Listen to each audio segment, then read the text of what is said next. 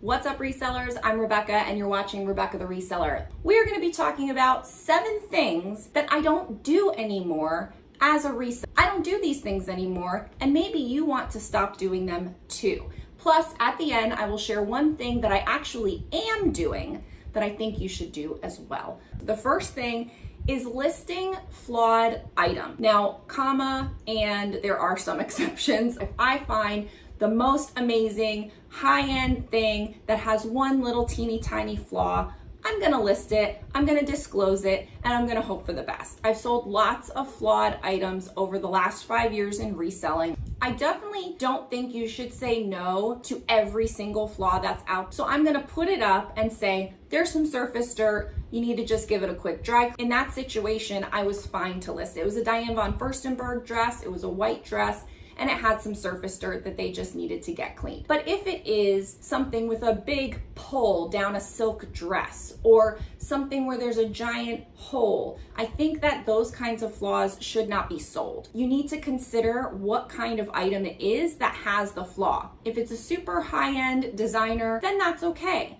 But if it is something that is a Chico's tank top, I don't think you should sell that. There's plenty of other Chicos out there that's exactly what you have that isn't flawed. So why would someone buy yours that is flawed? Do you really think that it is a good return on your investment in purchasing that item? And do you really think that it's a good return on investment of your time in listing that item and then sitting on that item and having it stored in your home or your storage? So my advice and what I've stopped doing is if it's a bread and butter brand that has a flaw, I'm not going to list it. If it is a high-end item, a very easy surface dirt, mendable, something easy, I may list it if the price is right and the brand is right. That was number 1. Number 2 is thrifting at thrift stores regularly as my main source. I don't do it anymore. I don't go multiple times a week to the Goodwill retail. I don't go multiple times a week to the Goodwill outlet or the Goodwill bins or any other kind of thrift store on a regular basis for my main source of inventory. I order in bulk.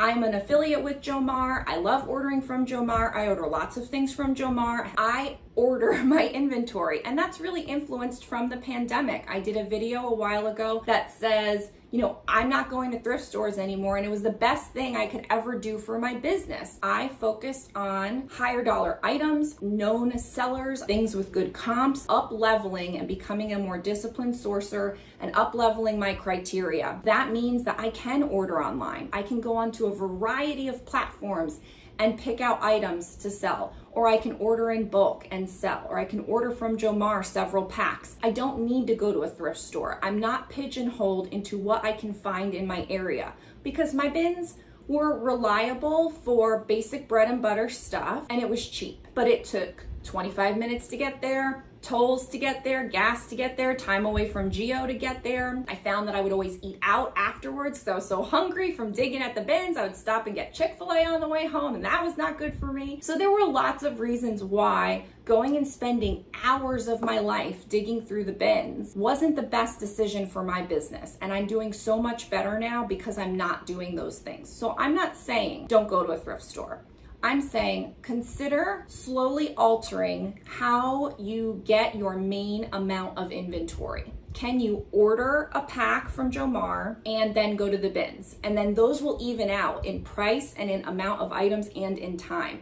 Can you only go to the dollar days if you have those by you? Limit the in-store buying so that you can focus on proactively finding the things that you want to find. Because what I hear from people is, oh, I don't find those brands by me.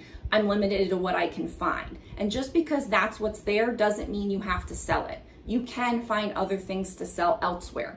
It's hard. It takes time. But if you change your focus and say, I'm not going to rely on my local thrift store to be my main source anymore. I'm going to try to use that as a way to offset costs, find the very best of the best, but my main inventory is going to come from these other ways, whether it's reseller boxes from someone you trust, Jomar, another liquidation company, some other sorts of bulk ordering, then you have a lot of variety of options that can help you level up what you're finding. If your thrift store is amazing and you walk into the bins and you spend an hour there and it's 15 minutes from your house and you come out with 300 pounds of all designer stuff, then keep doing that. Then don't listen to me. But I don't think that that's the experience for most of us. I think we go to our bins and we find all the Chicos and the Talbots, and there's nothing wrong with selling that.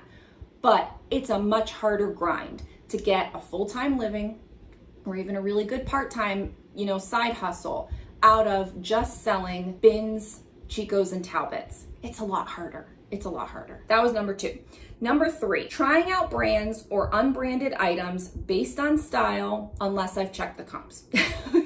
If you've watched my channel for any amount of time, you will know that I think very poorly of myself in one regard, because I usually think pretty highly of myself in lots of ways. But in this way, I'm terrible at picking on style. Terrible. Like I'm like, oh, somebody's gonna love that. Look at how cute that has this, and that. No, never sells, does not sell.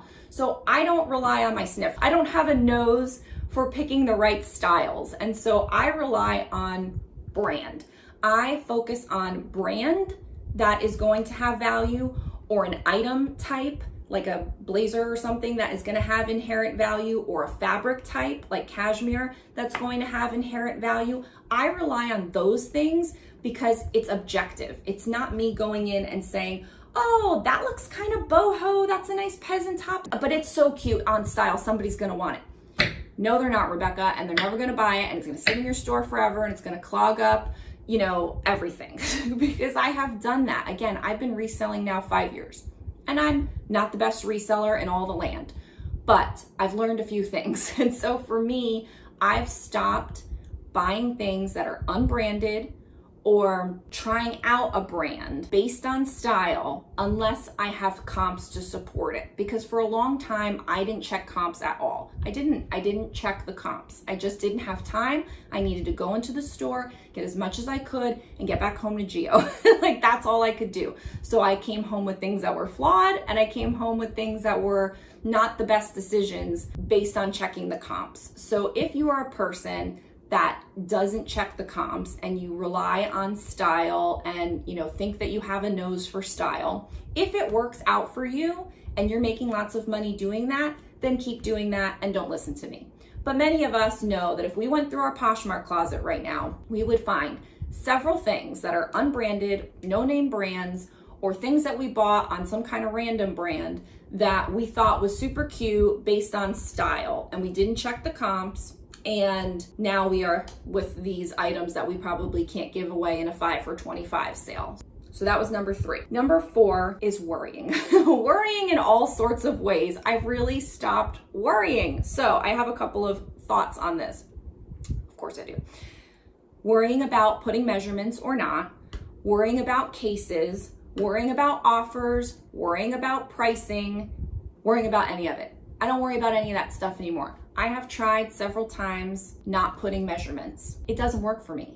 I'm a person that needs to put measurements. I keep my items in a storage unit. I can't always go back to check measurements. I hate getting the questions about measurements. And so for me, I'd rather take the couple of minutes that it takes to make the measurements and do it on the front end and have that be part of my process. And I stopped worrying about it. I put measurements in my listings, but right now I'm not going back and forth constantly worrying, am I wasting too much time putting measurements? What if I don't put them I'm over it. I'm done. I'm not worrying about putting measurements anymore.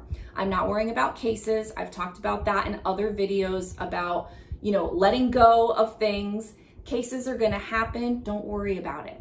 I don't worry about offers. Is it too high? Is it too low? Should I have done this? Should I have done that? I counter with my best, and then I move on, and they buy it or they don't. Don't worry anymore. There might be some other things in my business that I do perhaps worry about sometimes. They're things that are for the business as a whole. Are sales going well?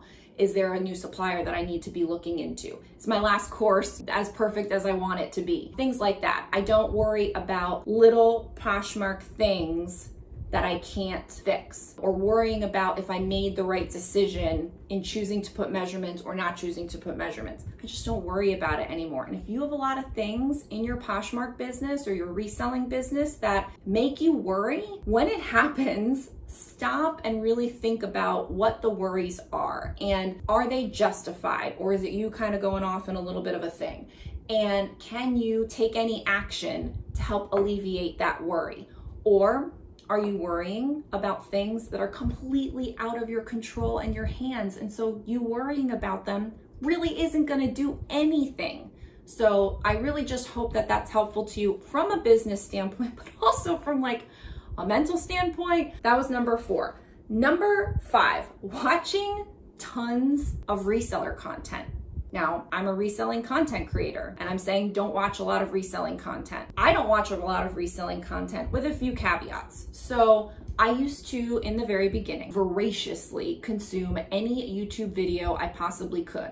I watched Rockstar Flipper, I watched Nicole State, I watched Lindy Glenn, I watched Rake and Profits, there weren't all the channels that are now when I first started.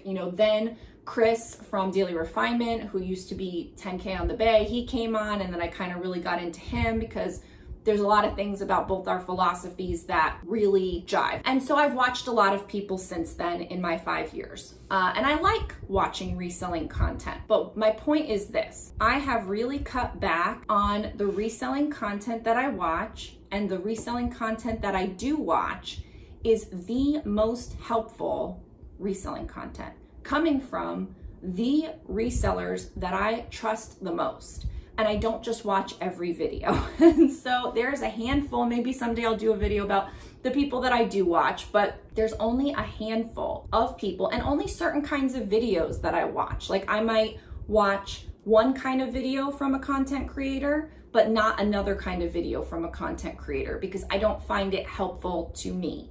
So like for me, I don't really watch a lot of thrift with me videos. I know those are all the rage with all the people, but because I'm not going into a lot of thrift stores, like I've already stated, watching a thrift with me video really isn't that helpful. Brands, things like that, yes, like you can glean some knowledge from it, but for me, that doesn't suit me. I'd rather spend my content listening time or content watching time on things that are going to fill my cup, things that entertain me, or things that I can learn something from.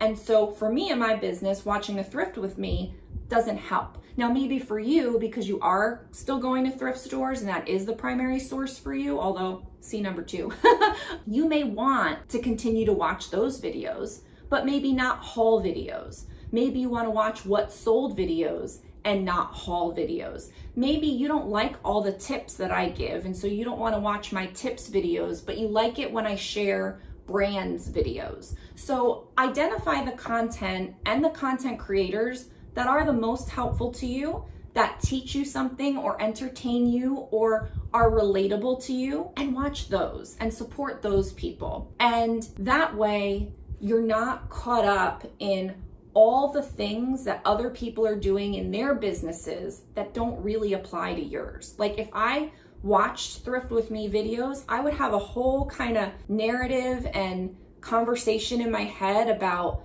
finding brands, leaving brands behind. I should really go to a thrift store, look at all the great things she found, but that's not serving me in my business because I've already decided I don't want to go to a thrift store. So I think that you're doing yourself more harm than good sometimes by saying, oh, I'm learning and I'm researching and this is all so important. I have to watch all the videos from all the people. And I think you need to be a little bit more discerning who you watch, why you watch them, and what you watch from them. And make sure that it serves a purpose. And if that means that you watch me less, that's okay. If I bring you zero value, stop watching me.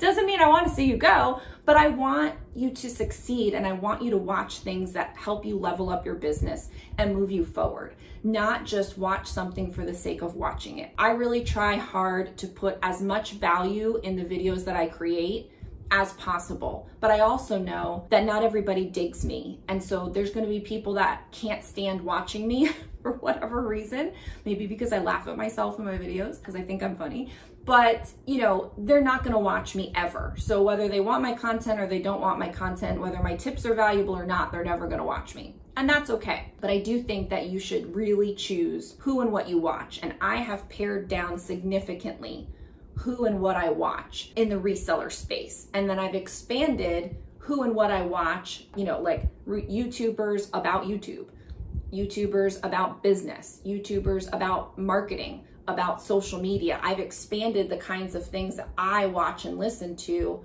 to help my business move forward, not so much on the reselling side. That was number 5. Number 6, going outside my comfort zone for categories, listing style, or photographing style. So let me tell you what I mean.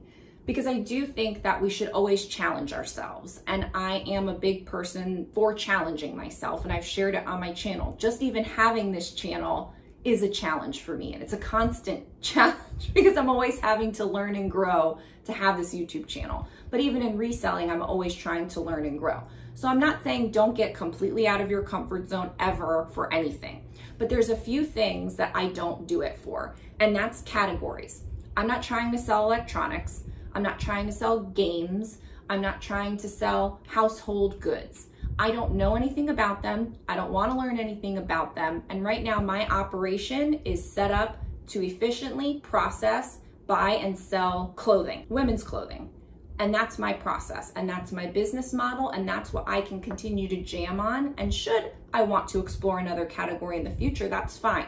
But I don't have shiny squirrel object, whatever, syndrome where I'm at the thrift store and then I happen to see this vintage china. I mean, I don't even know what the things are because that's how far away I stay from home goods or, anything that's not my category. Now, if right now you have multiple categories, consider, should you be in multiple categories? Because I think that the more narrow you are and the more deep you go in a category, the more success you're going to see. And then once you've kind of set that on autopilot, then you can expand to other categories and do the same exact process. So in my opinion, focusing on less categories gets you farther, and that's what has helped my business kind of get fine-tuned over the last few years. So I don't go out of my comfort zone when it comes to categories. Now, the other 2 are listing style and photographing.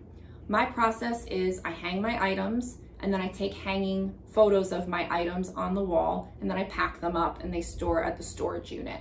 I don't do flat lays, I don't use a mannequin, and I don't really veer at all from the specific hangers that I have, the specific hook that I have. My photography setup stays the same. I don't go out of my comfort zone to do anything that's different because it just takes away from the process and the efficiency. So if for you, sometimes you think maybe I should flat lay this, or maybe I should model this. I don't model. Maybe you should model this. Maybe you should do all these different things. That takes you away from your efficient process. Figure out one process and do that, and you will see a lot of time savings and ease of frustration by just focusing on one kind of way to do your photographing. And then for listing, the same thing.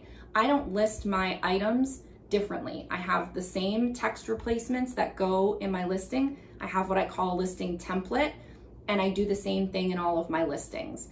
And so if there's something that the listing requires that's a little bit different, I add it in.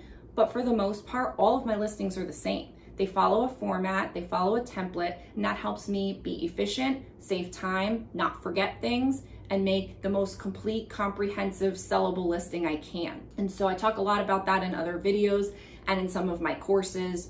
So you can check all that kind of stuff out in the description. But I think that doing things differently every single time and going out of your comfort zone to try lots of different things just takes away from you building up momentum with an efficient process to begin with. Number 7, and then we have the bonus tip at the end, which is something I do. But the last thing that I don't do is trying to be perfect. And you guys have probably seen it. If you've watched my channel for the last 2 years, you know I'm a reselling mom. When I started, Gio was 6 months old. Now he's 5, and I'm finally going to have that school time where he's in school and I can focus on my business, which has been wonderful. But when you're a reselling mom, and for those that are, you know what I'm talking about, and if you're not, that's okay, but it's good to hear.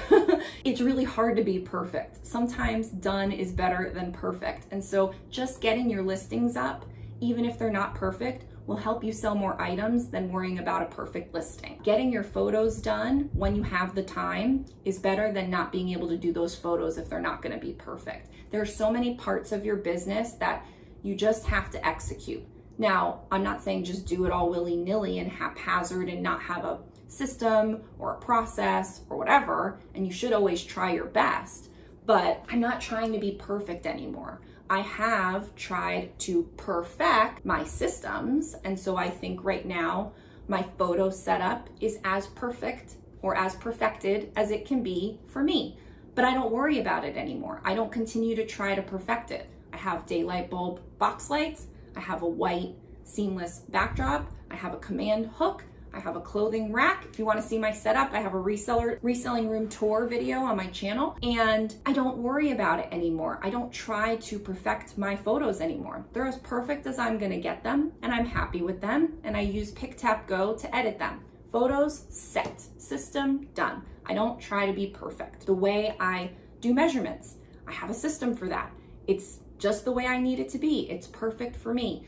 I don't need it to be more perfect. So I think if you're new and you're trying to perfect what you're doing, that's okay. But if you're trying to be perfect and that's preventing you from being efficient or getting things done at all, I think that's not good. So trying to be perfect, I don't do it anymore. I don't care what other resellers think. I don't care what customers think. I do what I can do, and if they want to buy from me, great. They want to watch my videos, great. They want to buy my reseller box, great. They want to buy my course, great. That's all I can do. I do the best I can. I don't try to be perfect, and it's there for whoever would like it. So try to perfect, but don't try to be perfect. And the last tip is the bonus tip. And the bonus tip is one thing that I am doing. And one thing that I am doing is saying no to items. I am saying no to so many items, whether they are free, whether they are cheap, whether they are given to me, show up at my door, they're at the bins, available in plenty. There's a multiple quantity opportunity that I can buy, maybe a pack at Joe Mar that is enticing, but not quite right for me. I say no. I say no to items all the time. And that's something I am doing. And that's something I didn't always do. And so I would consider, or encourage you to consider, saying no to items more often.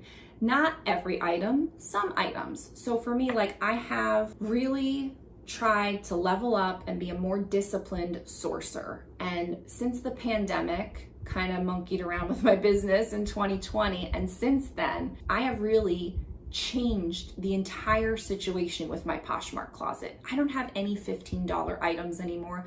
I don't have any $20 items anymore. I don't have any $25 items anymore when it comes to thrifted, because I do have like fast fashion boutique jewelry items, and that's a different story because it is a multiple quantity listing. I do the work once, it's up there, I can sell it over and over again. And so that's a different thing altogether. But for thrifted items, I'm not putting up a Chico's tank top. I'm not putting up a Talbot's pair of casual pants anymore, or the limited Drew fit. Like, I'm not doing that anymore, because for me, in my limited time and the 5 listings a day that I do, I only do 5 listings a day, I want to make the most money I can from that time and that effort and my storage unit. And so I don't want to take up a slot in my storage unit for a $10 item anymore. I did it for a long time. And what I felt was that for all the time and effort that I was putting in, I was not seeing the profit and the salary and the money that I wanted and that I knew I deserved from doing all of that work. So I made a choice to be a disciplined sourcer, to only list $35 items or higher, to primarily fill my store with $50 items so that they could sell at $35. And since then, my Poshmark closet is filled with better items. Doesn't mean that they're all super high-end, everything from the most luxury department store or whatever. There's some of that, but a lot of them are just better items. Fabric type can make a better item type can make a better item, brand can make a better item. So I've become a more disciplined sourcer. I say no to a lot of the items that I can get for cheap or free, or that are just readily available, that are gonna clog up my system with low value things. And I have criteria. There are a bunch of brands that are on my no-low list. Things like Old Navy and Liz Claiborne and Coldwater Creek. Those were items that I used to sell all the time and are readily available at my bins, and I was able to get for cheap or for free if I did like local closet clear outs or something. So I have sold those, I have been able to get my hands on those, but now I say no to them. No. Hopefully one of these tips will be something that you decide to implement in your business in some way. I wish you nothing but the best. Check out the description down below everything I put together for you, all the discounts, all the things I recommend, all of my products, everything's down in the description below. So like, comment, subscribe, check out the description, and watch the next video. That's a lot to do. I appreciate it. Bye.